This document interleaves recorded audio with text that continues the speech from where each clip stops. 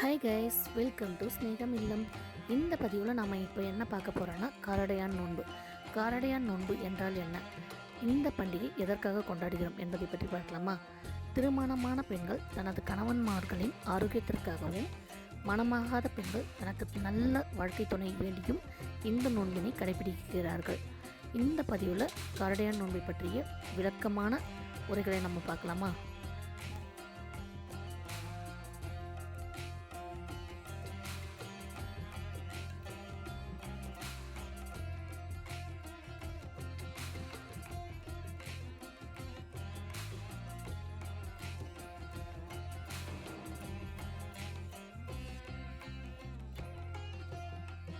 இந்த பதிவு உங்களுக்கு பிடிச்சிருந்தோம்னா கட்டாயம் நம்ம ஸ்நேகம் இல்லம் சேனலுக்கு ஒரு சப்ஸ்கிரைப் கொடுங்க.